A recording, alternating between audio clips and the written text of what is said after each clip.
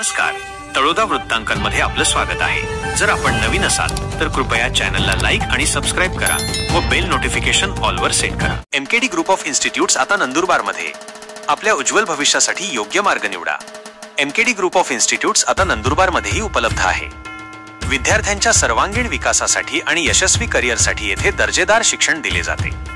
उपलब्ध courses: engineering आणि polytechnic, आधुनिक तंत्रज्ञानावर आधारित शिक्षण, बी फार्मसी आणि डी फार्मसी, औषध निर्माण क्षेत्रातील करिअरसाठी उत्तम संधी, BBA आणि BCA, व्यवस्थापन आणि माहिती तंत्रज्ञान क्षेत्रातील प्रगतीसाठी, BSc, विज्ञान शाखेतील विविध संधींसाठी, नर्सिंग कोर्सेस ANM व GNM, आरोग्य सेवेच्या क्षेत्रात करिअर घडवा।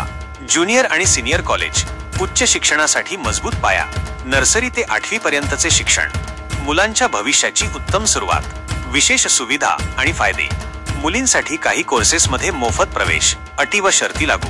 EWS, OBC आणि SEBC विद्यार्थ्यांसाठी मोफत प्रवेश, AC पाय नॉन AC हॉस्टेल आणि बस सुविधा उपलब्ध। प्रवेश सुरू झाले आहेत। आजच संपर्क साधा आणि आपल्या प्रवेशाची नोंदणी करा।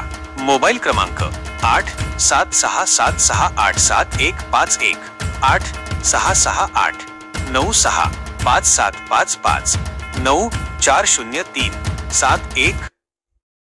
दशामाता उत्सवाची आज होणार सांगता। महिलांकडून 10 दिवसांचे कठोर व्रत। योगेश पाटील, बोरत प्रतिनिधी। जिल्ह्यात गेल्या 9 दिवसापासून मोठ्या उत्साहात दशामाता देवीची स्थापना करण्यात आली आहे। ढोल ताशांच्या गजरात आणि जयघोषात गावागावातून मिरवणूक काढून भाविकांनी आपापल्या घरी देवीची स्थापना केली। जिल्ह्यामध्ये एकूण शेकडो ठिकाणी दशामातेची स्थापना करण्यात आली आहे। दशामाता स्थापनेपासून ते विसर्जनापर्यंत म्हणजे सलग 10 दिवस भाविक महिला निर्जल उपवास करतात। विसर्जनाच्या दिवशी पहाटे दशामातेची शेवटची आरती होते आणि त्यानंतर प्रकाशा तालुका शहादा येथील तापी नदीत देवीचे विसर्जन केले जाते। यावेळी परिसरातील सर्व दशामाता मंडळांच्या आरत्या होऊन मोठ्या घोषणांनी विसर्जन सोहळा पार पडतो। या 10 दिवसात ज्या ठिकाणी दशामाता बसलेली असते त्या ठिकाणी लाऊड स्पीकरच्या माध्यमातून मातेची आरती व विविध गीतांचा आवाज घुमताना दिसून येत असतो। दशामाते संदर्भात प्राचीन इतिहास जाणून घेण्याचा प्रयत्न केला असता असे समजते की दशामातेची उत्पत्ती देवी भागवत पुराणानुसार भगवान शंकर आणि देवी सती यांच्यातील मतभेदानंतर झाली। जेव्हा देवी सती पार्वती हिने यज्ञकुंडात उडी घेऊन आत्महत्या केली तेव्हा भगवान शंकरांनी त्यांचा क्रोध अनावर होऊन रौद्र रूप धारण केले। त्यांना शांत करण्यासाठी आदिशक्तीने 10 वेगवेगळी रूपे घेतली ज्यांना दश महाविद्या म्हणतात। या 10 रूपांपैकीच एक म्हणजे दशामाता डॉटी। या बाबतीत एक दंतकथा देखील सांगितली जाते।